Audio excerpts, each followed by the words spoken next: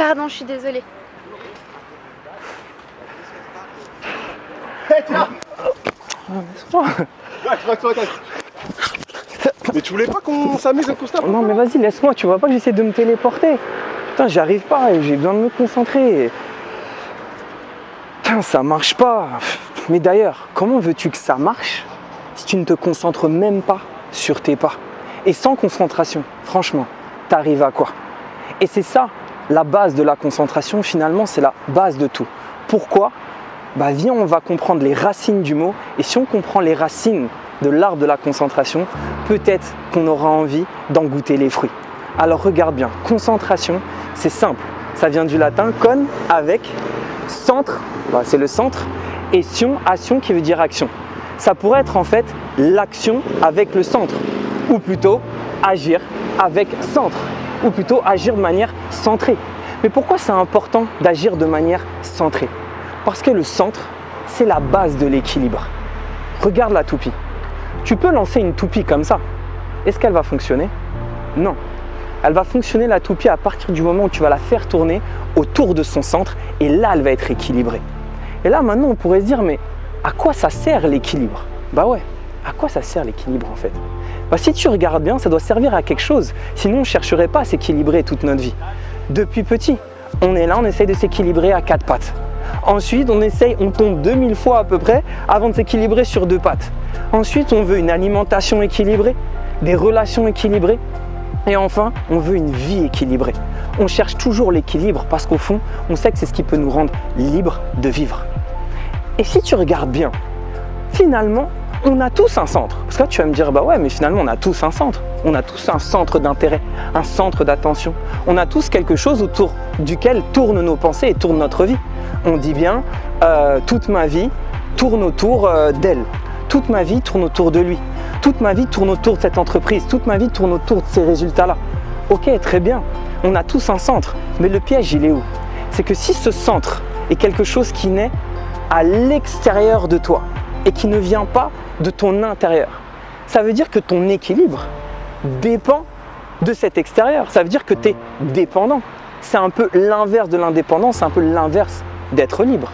Donc, la clé, c'est que ce centre vienne de ton intérieur, que ce soit quelque chose, encore une fois, qui vienne de là. Et ce sera toujours la même histoire et les mêmes leçons. Ce centre lumineux, il doit venir de l'intérieur.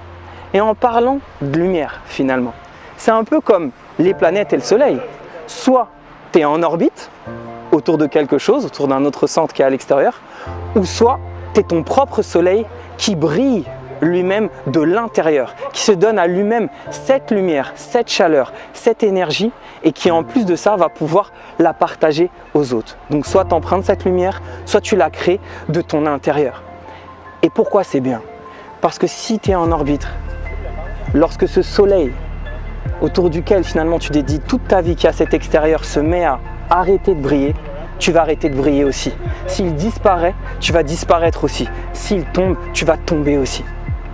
Mais là, tu vas me dire, ouais, mais Max, c'est pas parce que tu fais ce que t'aimes, c'est pas parce que tu fais quelque chose qu'il y a dans ton cœur et qui brille de ton intérieur que finalement, bah, tu vas jamais tomber. Bah ouais, parce qu'on tombe tous.